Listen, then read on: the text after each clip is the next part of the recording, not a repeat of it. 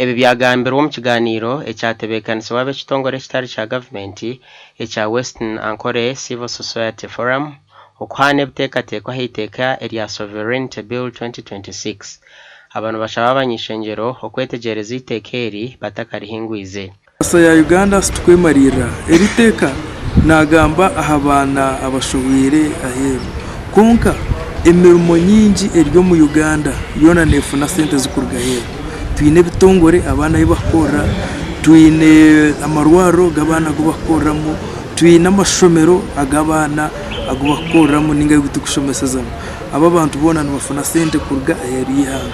So eri tekera mbumba leta neryo kwenda kuzibira izo sente kuja kuyamba ebintu ngebi.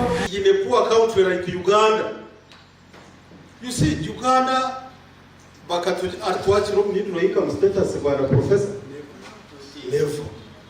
Mweno moro naona imukaho nazimba ati nkwende umuntu agite bintu byanyumuka. Orederwe kuromane bitabo waremwa kuromane karamu wabona umunyambabaza ati ninja atomwana naza kumuhera hokiweka cya fizi naza kumuhereze karamu otinyo tinkwenda ninyemarira ninyeneko. Abahiko mu kiganiro eki bayereko ko buhezi kurwo mahanga gaheru buhwerire ntunguka ngo kandi wayemerezwa nikiza kuretaho imbandama umbyanga bakagambiro waresibikira ukeneye kimuno kitashye konka kugiro rwagende bitakurbiye ngundo mukanwa ngamire n'icukubizwa bahereze kwahereza nemesta kurwatsi miro twine tuzara bajuru n'icukune hatta bakaga they have come ability to themselves and to us as ordinary citizens. Icyo njumanyisa ngo gwi omwana wawe nko wa compassion abire nashomera busha atezo sente nziza kurwa. Njumanyisa ngo abo agama amashomera go benore no bombeka akwaga ngafuna sente kurga umbantu abaheru hatubakiza kubombeka.